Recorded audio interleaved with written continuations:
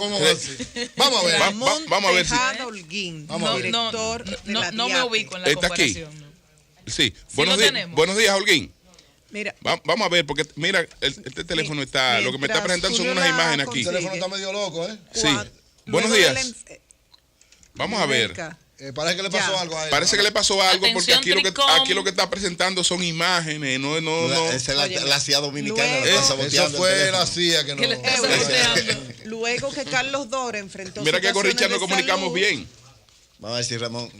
La socióloga Noris Eusebio pasó de manera interina a ocupar esa posición. Yo dudo mucho, porque a Noris ni a Carlos Dora tampoco como una hermana, ni a Carlos igual.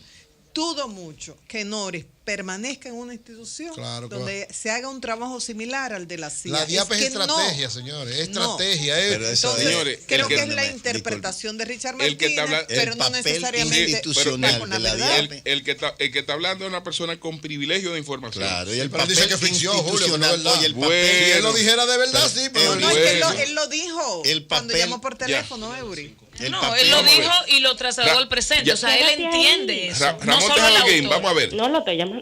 Lo estamos llamando. Okay. Pero decía, Oli, que no es solo la ficción que plantea la novela, sino que hablamos con el autor y él por la vía telefónica nos dijo que él cree que ciertamente la DIAP hace una función de investigación, de caliezaje, de CIA dominicana, e inclusive habló el autor de que se quedó corto. Y si no de caliezaje, para no darle ese término, hablemos de inteligencia. No, es caliezaje. Vamos a darle Ramón Tejada Holguín. Ramón. Dígamelo. Bueno, hemos estado comentando la novela de Richard Martínez. Ajá. Y entonces aquí hay una descripción sobre ¿Tú no conoces esa novela, el papel Ramón? de la DIAP. ¿La novela? Sí. Mira, a mí me gusta mucho la literatura. Pero tú la conoces. Yo la leería, sí. Sí, pero aquí se describe la DIAP como la CIA dominicana. Como la CIA dominicana.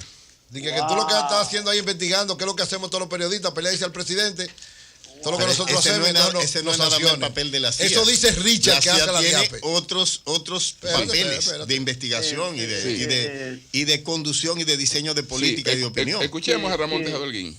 Sí, por favor. Era Oli que estaba hablando. Sí, Oli. ¿Cómo tú estás, Oli? Bien, un abrazo, hermano. Igual, sí, déjame hablar. Sí. Dios mío, Oli. Adelante. La DIAP no es una institución de inteligencia que hace investigaciones como la hace la CIA o el DNI, etcétera, que además la CIA es una inteligencia que no solamente analiza, investiga, sino que es operativa también y hace una serie de cosas. La DIAP no hace absolutamente nada de eso. Primero que nada, la DIAP trabaja con información pública. Nosotros monitoreamos la prensa escrita, la prensa radial, la prensa televisiva, y con estas informaciones públicas vamos captando cuáles son los elementos que pueden afectar o que pueden beneficiar la gobernabilidad, y en función de eso hacemos informes para que, en este caso sobre todo el Poder Ejecutivo, tome las decisiones pertinentes. También hacemos encuestas sobre preferencia, sobre aceptación del gobierno, sobre el desempeño de los funcionarios, sobre cómo se manejan determinados temas, sobre la aceptación que determinados temas, determinadas políticas públicas tienen en la población o no tienen. Es decir, nosotros trabajamos esencialmente identificando cuáles son los principales nudos que puede tener la legitimidad de determinadas políticas públicas o inclusive hasta su legalidad, o el tema de la gobernabilidad, entendida la gobernabilidad como un atributo del Estado de gobernar bien, de tener cierta eficacia y eficiencia en las políticas públicas. Ramón, identificamos cuáles son esos nudos que podían afectarla. ¿Podrías poner un ejemplo de cuán valioso es el aporte de la DIAP para el Poder Ejecutivo, con un ejemplo concreto de tras analizar tal tema? Por ejemplo, el Poder Ejecutivo pudo tomar tal decisión. Nosotros, mira, hay varios ejemplos, pero para poner tu caso, nosotros hicimos toda una serie de estudios de cuál era la percepción de la gente sobre Loma Miranda, por ejemplo, en un momento en que algunos pensaban que la necesidad de crear un parque nacional era a lo mejor, cuando eso podía afectar la seguridad jurídica del país por una serie de elementos que había. Y bueno, nosotros hicimos el análisis, le entregamos al presidente eso y se tomaron las decisiones. Para mí es muy difícil decirte un ejemplo. Primero porque eso, si te pongo un ejemplo concreto, eso parecería que estamos presentándonos como unos protagonistas, etcétera.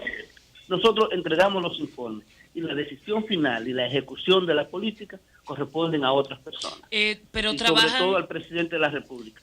Precisamente. Trabajamos exclusivamente con información pública. No manejamos información privada, no intervenimos teléfono, no hacemos nada de eso. Al contrario, creo que a mí me tienen intervenido el teléfono. ¿Cómo estamos? Sí. Ramón, precisamente, le preguntaba al señor Holguín. Sí. No, adelante Julio. Lo que plantea la novela de la DIAPE, dice, en el Palacio Presidencial, Plutarco Contreras, que en este caso era Carlos Dores Cabral, el personaje, Plutarco Contreras, el personaje que se encargaba de husmear lo que todo el mundo decía del gobierno en los medios, en los pueblos, en los campos, en las instituciones públicas, en los centros comerciales, en los mercados y hasta en las reuniones religiosas, también leía con bastante interés las mismas noticias. Plutarco Contreras era el director de información, análisis y programación estratégica de la presidencia. Ahí no hay ficción en ese nombre. Un puesto sin responsabilidad ministerial que podía asistir a las reuniones del gabinete con igual o mayor poder que los 25 principales ministros del gobierno.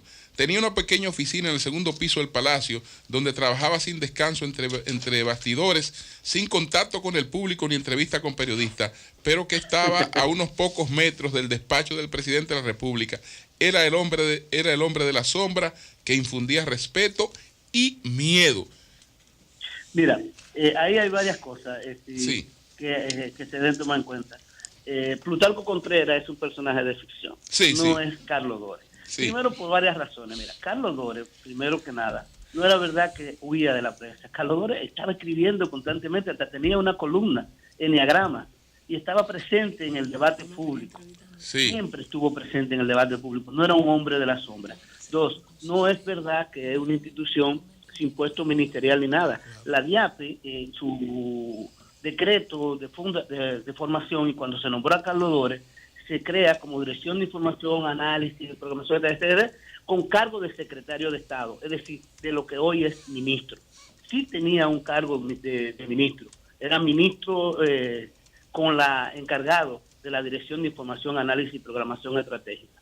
Es cierto que la oficina está en la segunda planta, pero está al final del pasillo, o sea, del mismo pasillo donde está el presidente de la República, pero no es un asunto gris, es una oficina pública, tiene un letrero enorme, sí, que dice Dirección de Información, Análisis y Programación Estratégica. Claro. En fin, o sea, mira, está interesante la descripción que hace, es obviamente que es una novela, una ficción de cosas. Lástima que a una persona como Carlos, que es un intelectual con mucho respeto, viene de la tradición, quizá uno de los hombres que más sabía de la sociología rural en República Dominicana, y inclusive de los temas de haitianos, de la xenofobia, todo esto, un estudioso, pues que lo reduzcan a ser un personaje gris.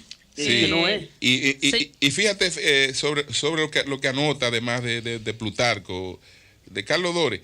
Y no es que pareciese un ogro por sus facciones huesudas, ni porque era un moreno alto, de ojos pálidos y constitución plebeya, ni porque tenía una manera de plantarse que resultaba desagradable, ni porque siempre andaba ceñido a un protocolo de sobriedad, como si estuviese aquejado de una sobredosis de rencor, sino que al llevar la cabeza raspada y portar lentes redondos, parecía alguien que se disfrazaba de Gandhi, y todo el mundo sabía que era peor que Hoover. No, pero eso es una... ¿Esa es la novela? No, es una novela, pero sí. El escritor está queriendo... Tú sabes que a veces uno hace interpretación de la novela, a fin de cuentas también hay una interpretación hasta un poco freudiana. Yo creo que ahí lo que está destilando es una cierta animadversión hacia lo que es Carlos. Un odio. Señor Holguín. Carlos inclusive es un hombre que... ¿Aló? Sí, le escuchamos. Era un hombre que tenía un cierto contacto con el budismo, trabajaba estos temas zen, orientales, no sé, o sea, es una novela, señores. Mejor diga que Plutarco es otra cosa y que él utilizó la DIAPE para eso. Ahora, ¿cuál Pero es no le hace justicia a una persona como Carlos Dores. ¿Cuál es el perfil de los colaboradores de la DIAPE, de los servidores de la DIAPE antes y creo que al presente? O sea, ¿cuál es el perfil? ¿Son técnicos, son profesionales, son militares, son policías? ¿Qué son? No tenemos policías ni militares, excepto aquellos que tienen la labor de seguridad de un local que tenemos fuera, que se debe atender, y las personas que están encargados de guardar la seguridad de los principales funcionarios. ¿Y los demás colaboradores? El perfil de los colaboradores de la DIAPE, no colaboradores, el perfil de los empleados de la DIAPE es el perfil de analista. Aquí tenemos economistas, tenemos sociólogos, tenemos antropólogos, tenemos abogados, demasiado abogados para mi gusto, pero estadígrafos, tenemos procesadores de información estadística, estoy hablando de gente que maneja SPSS, que maneja todo esto. Tenemos periodistas, porque obviamente como tenemos que analizar lo que sale en la prensa y por ejemplo, mira qué tipo de cosas nosotros hacemos. Toma una noticia de la prensa X, gobierno defiende de su pulcritud y el PRM pide auditar cada obra, un titular, por ejemplo. Entonces hay una persona que analiza ese titular, que analiza la noticia y dice, bueno, esta noticia es favorable al gobierno o es desfavorable. Los temas que trata esta noticia son tales. Eso significa que en tales y tales temas el gobierno está bien posicionado, en tales y tales no está bien posicionado, tal cosa hay una confusión y hay que explicarla, etcétera, etcétera. Esa es nuestra labor. Por ejemplo, Ramón, para hablar de un tema muy actual, a través del trabajo que hacen ustedes, el presidente de la República puede tener la percepción del público sobre los miembros de la comisión que él acaba de nombrar para investigar lo de Punta Catalina. O sea, una comisión que en principio, wow, todo el mundo aplaudió, pero poco a poco han ido saliendo algunos cuestionamientos sobre los integrantes de esa comisión. ¿Es cierto? ¿No es cierto? Pero bueno, al Poder Ejecutivo le llega la información de cuál es la percepción. Es así, ¿no? Sí, así es, exactamente. Bueno, pues muchas gracias a Ramón Tejado Holguín, el director de la DIAPE, que no es como acaba de decir Richard Martínez, la CIA dominicana. Aunque se parece un poquito en el tema de las evaluaciones de las informaciones. Sí. Un poco, es decir, si vemos cuáles informaciones, Ramón, son favorables y cuáles son desfavorables, entonces precisamente se trabaja para disminuir el impacto de la desfavorable, ¿no? Oli, sí. Tú sabes que, mira, yo te voy a decir un asunto. Hay un asunto que tenemos que tomar en cuenta, las personas tanto de la oposición como la gente que son activistas sociales. A ver. Si las personas están reclamando determinadas acciones y dicen, esta cosa está mal, tenemos que cambiarla. Si hay una institución que va y le dice al presidente, esta cosa está mal, hay que cambiarla, y el presidente toma medidas con eso, es una gran institución. Es positivo, claro. Entonces no podemos venir con estos chantajes de que la CIA, que esto y lo otro, porque en realidad lo que queremos o lo que estamos propiciando con eso es que no existan este tipo de institución que dicen el sentir de la ciudadanía, señores, que dicen el sentir de los demás, que tratan de determinar cuáles son los principales nudos y dificultades para que las políticas públicas sean mejores. Entonces, con esa comparación de que no la hacía, pero se parece un chin, creo que le estás haciendo un flaco servicio a esa idea, a ese elemento que nosotros tenemos que tener cierto prestigio y cierta legitimidad precisamente para que no hagan caso y para que la ciudadanía tenga esa voz de conexión. Bueno. Ese es el punto. Y ahí es donde estamos. Ahora, yo creo que lo que pasa es que aquí hay gente que tiene una apuesta, para que aquí las cosas no se hagan bien. Como que el interés es que cada vez más las cosas sean peores.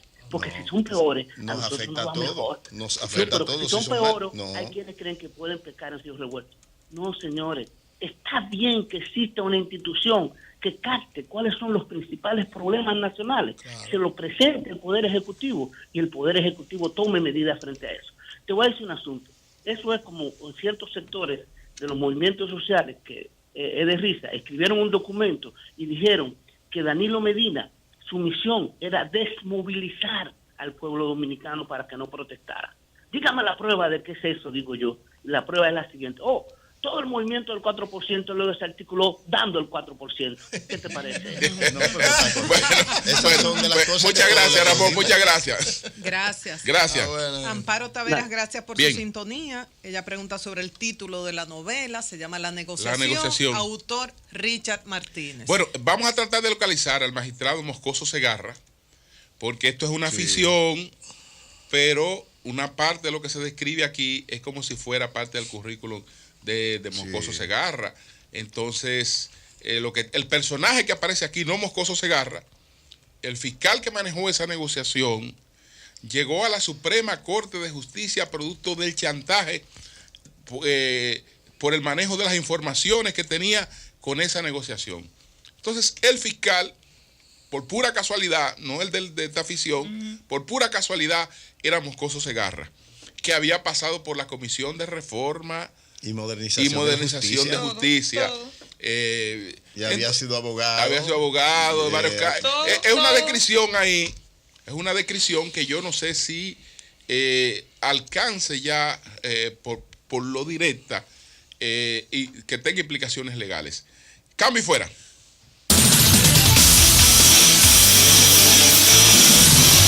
El sol de la mañana. Para alcanzar el desarrollo, las naciones necesitan educarse. La educación abre las puertas de un mañana prometedor a las personas y comunidades con deseos de progresar y crecer. Lograr que los dominicanos